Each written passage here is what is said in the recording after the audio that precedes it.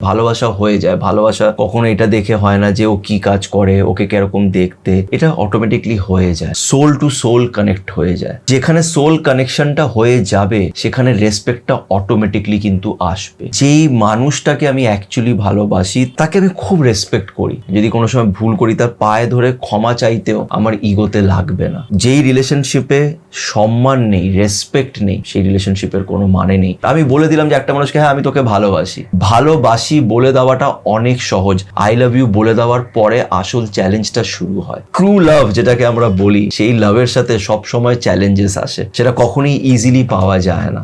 অনেক সময় আমরা রিলেশনশিপে এটা বুঝতে পারি না যে সামনের মানুষটা আমায় আদৌ ভালোবাসে কি ভালোবাসে না। কেন কি হয় বলো তো, অনেক সময় না আমরা অনেক এফর্ট দিই, অনেক চেষ্টা করি, অনেক কিছুই করার চেষ্টা করি নিজের প্রিয়জনের জন্য, কিন্তু সেই মানুষটা ঠিকভাবে রেসপন্স করে না। আমরা কনফিউজ হয়ে যাই, আমরা বুঝতে পারি না যে আমি তাকে যেইভাবে ভালোবাসি সেও কি আমাকে ঠিক সেইভাবেই ভালোবাসে। কি আছে তার মনের ভেতরে, কি হবে আমাদের এই রিলেশনশিপের ভবিষ্যৎ, এই প্রশ্নগুলো আমাদের মাথায় আসে। আজকে আমি তোমাদের 3টে সাইন বলবো, 3টে জিনিস যেটা আমার মতে একটা রিলেশনশিপে থাকা খুব দরকার। যদি এই 3টে জিনিসের মধ্যে একটাও যদি না থাকে তাহলে বুঝে নেবে যে এই রিলেশনশিপের কোনো মানে নেই, বা সামনের মানুষটা হয়তো তোমায় সেইভাবে ভালোবাসে না যেমন তুমি চাইছো, যেমন একটা রিলেশনশিপ, একটা সাকসেসফুল রিলেশনশিপের জন্যে দরকার। অলদো এটাও ঠিক যে সাকসেসফুল রিলেশনশিপ বলে কিছু হয় না। আমি বিশ্বাস করি যে রিলেশনশিপে আপস অ্যান্ড ডাউনস যায়, সাকসেসফুল কি আনসাকসেসফুল সেটা তুমি একদম শেষে গিয়ে বুঝতে পারবে। কিন্তু এই 3টে জিনিস একটা রিলেশনশিপে থাকা খুব দরকার, তবেই বুঝে নেবে যে হ্যাঁ এই মানুষটার সাথে আমি ভালোবাসা করে এগোতে পারবো।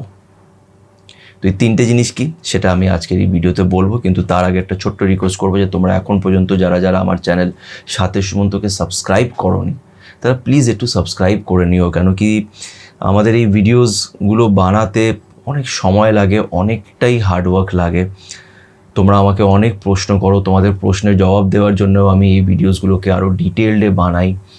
তো প্লিজ একটু চ্যানেলটাকে সাবস্ক্রাইব করো, ভিডিওসগুলোকে লাইক করো, কমেন্টস করো। তোমাদের সবার কমেন্টস আমি পড়ি, হয়তো সবার উত্তর দেওয়া হয় না, কিন্তু কমেন্টস আমি সবারটাই পড়ি আর তোমাদের কাছ থেকে অনেক কিছু আমি শিখতে পারি। তো প্লিজ একটু চ্যানেলটা সাবস্ক্রাইব করে নিও। তো চলো আর সময় নষ্ট না করে আজকের এই ভিডিওটা শুরু করা যাক। আচ্ছা, তো আজকের এই ভিডিওটা খুব মন দিয়ে তোমরা শুনবে, কেন কি তোমরা অনেকজনই আমাকে এই প্রশ্নটা করো। আর এরকম পরিস্থিতি তোমাদের লাইফে আসে যেখানে একটা মানুষ খুব ভালোবাসে আর আরেকটা মানুষ তাকে সেইভাবে পাত্তা দেয় না, রেসপন্স করে না। তখনই এই প্রশ্নটা মনের ভেতরে আসে যে সামনের মানুষটা আমাকে আদৌ ভালোবাসে কি ভালোবাসে না, কি করে বুঝবে যে এই মানুষটা আমাকে ভালোবাসে। তো আজকের এই 3টে পয়েন্ট খুব ইম্পর্ট্যান্ট, এটাকে প্লিজ মন দিয়ে তোমরা শুনো।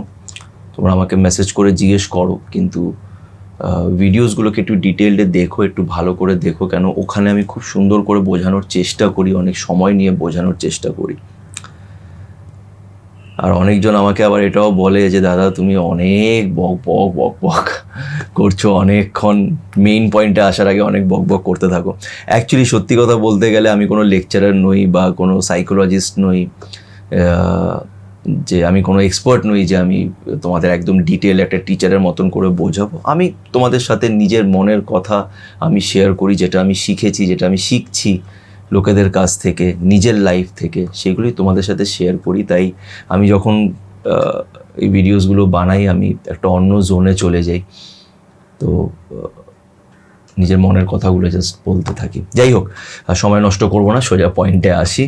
তো 3টে পয়েন্ট আমি বলবো, এই 3টে পয়েন্ট যদি তোমার রিলেশনশিপে না থাকে বা সামনের মানুষটা যদি তুমি দেখো যে ও এইভাবে করছে না, মানে যেই পয়েন্টসগুলো তোমাদের আমি বলবো যদি দেখো যে সেরকম হচ্ছে না, তাহলে বুঝে নেবে যে এই রিলেশনশিপের খুব একটা কোনো ইম্পর্টেন্স নেই বা ভবিষ্যৎ নেই। যাই হোক, তো প্রথম পয়েন্টটা হচ্ছে রেসপেক্ট। এই পয়েন্টটা খুব ইম্পর্ট্যান্ট একটা পয়েন্ট, আর এটা হচ্ছে মেইন পয়েন্ট। একটা রিলেশনশিপে যদি সম্মান না থাকে, রেসপেক্ট না থাকে একে অপরের প্রতি, তাহলে সেই রিলেশনশিপের ভবিষ্যৎ খুব অন্ধকার, খুব প্রবলেমস হবে, খুব ঝামেলা হবে।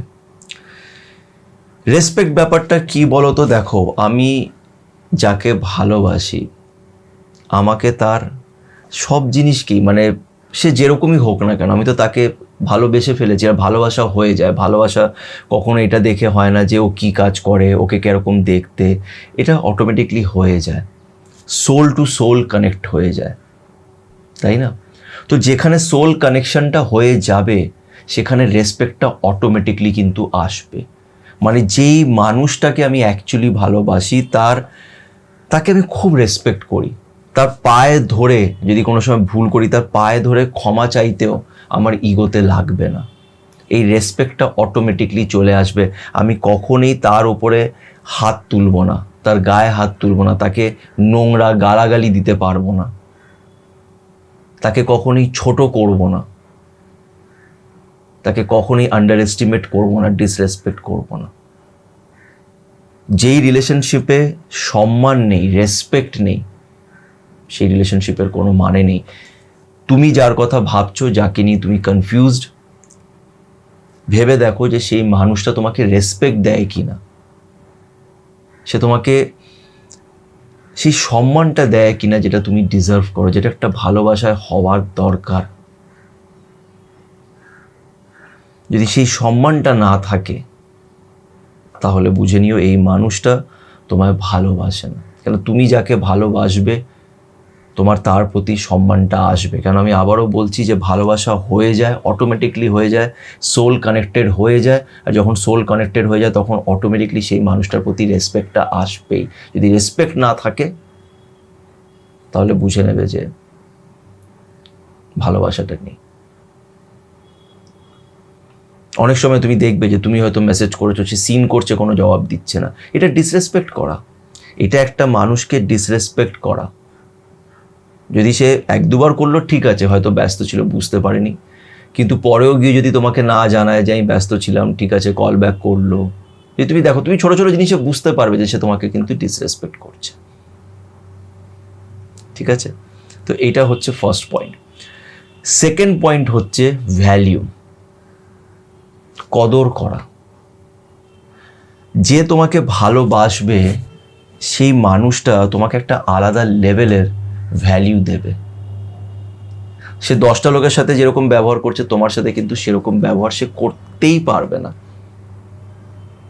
সে করতেই পারবে না। ছোট ছোট জিনিসকে সে অনেক ভ্যালিউ দেবে। তোমার যেই জিনিসগুলো ভাল লাগে, তোমার যেগুলোতে তুমি খুশি হও, সেই জিনিসগুলোকে কিন্তু সে ভ্যালিউ দেবে। হ্যাঁ, হয়তো তুমি যেরকমভাবে চাইছো যে আমি তো এইভাবে ভালোবাসি, ও আমাকে ঠিক এইভাবেই ভালোবাসুক, ওইটা হয়তো হবে না। কারণ কি, প্রত্যেক মানুষ ডিফারেন্ট। তুমি হয়তো চাইছো, ভেবে নাও তোমার বার্থডে, তুমি হয়তো চাইছো যে রাত্রি 12টার সময় ও আমার বাড়ির নিচে এসে আমাকে উইশ করুক। কেন কি, আমি হলে কিন্তু আমি ওর বাড়ির নিচে গিয়ে উইশ করতাম। কিন্তু ও তোমার বাড়ির নিচে এসে হয়তো তোমাকে উইশ করলো না, কিন্তু ও তোমাকে একটা খুব সুন্দর একটা ভিডিও বানিয়ে তোমাকে হয়তো হোয়াটসঅ্যাপে সেন্ড করলো, বা হয়তো তোমাকে ফোন করে কিছু এমন মনের কথা বললো তোমার বার্থডের দিন, যেটা আগেও তোমাকে কখনোই বলেনি।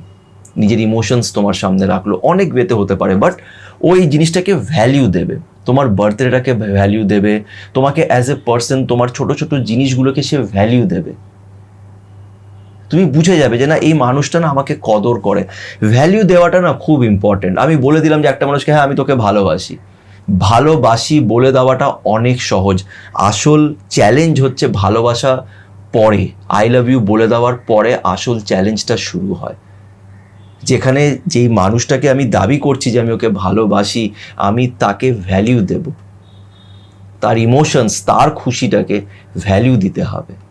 এই না যে খালি আমি নিজেরটাই বলে যাচ্ছি, নিজের মতন করেই দেখার চেষ্টা করছি, সেটা কিন্তু হয় না। আর সেরকম যদি হয়, তাহলে এরকম রিলেশনশিপ টিকবে না। কদর হওয়া উচিত। তুমি যাকে ভালোবাসো, তার জন্য যখন তুমি চোখের জলটা ফেলবে, সেই চোখের জলের দামটা যাতে সে বোঝে, এইটা হওয়া উচিত।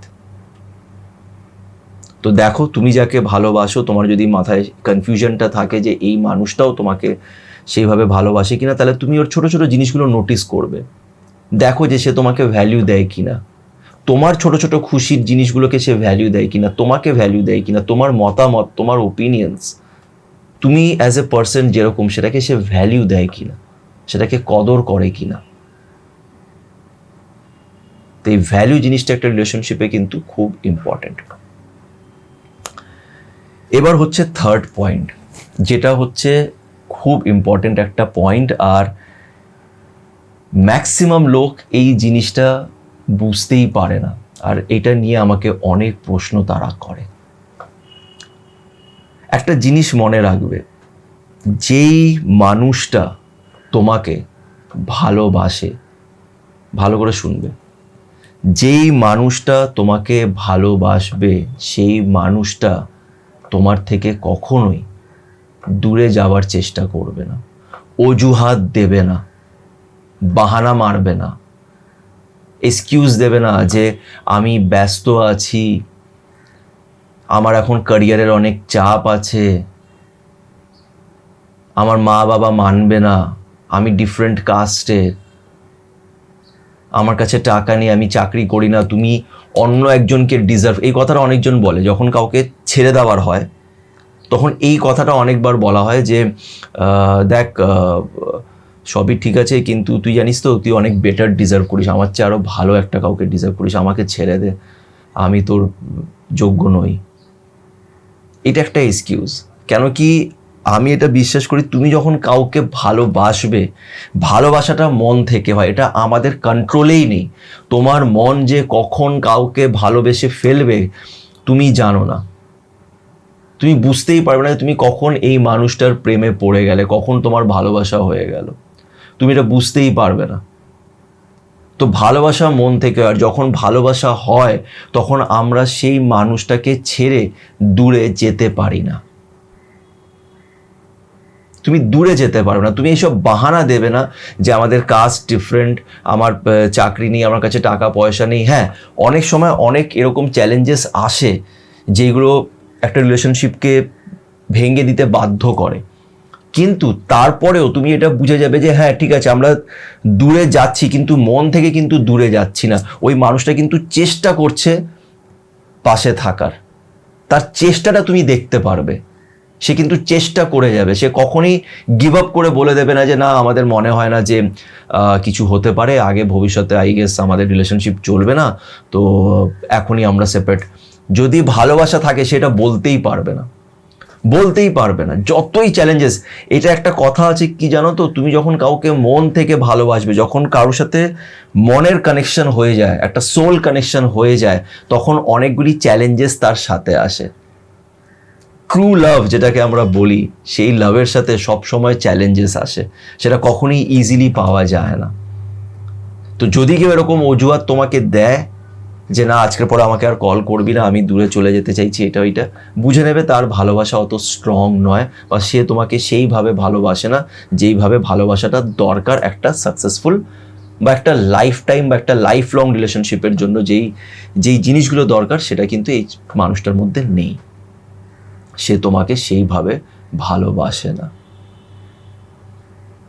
তো এটা মনে রাখবে, এই পয়েন্টটা খুব ইম্পর্টেন্ট, যে যে তোমাকে ভালোবাসে, যে ভালোবাসবে, সে সব সময় পাশে থাকবে, সে সব সময় তোমার পাশে এসে দাঁড়াবে। আর একটা জিনিস আমি আবারও বলবো, যে একটা রিলেশনশিপ সময়ের সাথে পাল্টায়, সময়ের সাথে পাল্টায়। কেন কি লাইফ কখনো একরকম থাকে না।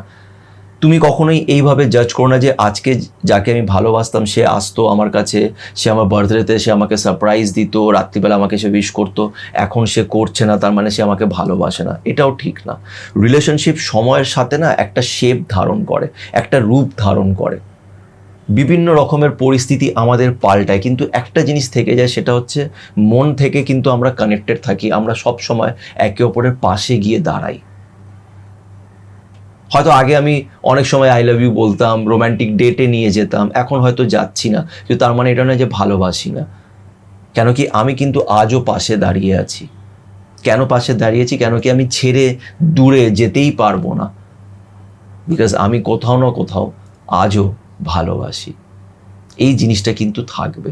সময়ের সাথে ভালোবাসা নিজের রূপটা পাল্টাবে, কিন্তু ভালোবাসা যদি থাকে তাহলে সোল কানেকশনটা সবসময় থেকে যায়। আমরা কখনোই একে অপরকে ছেড়ে যেতে পারবো না, একে অপরের কষ্ট হয়ে আমরা সবসময় একে অপরের পাশে দাঁড়াবো।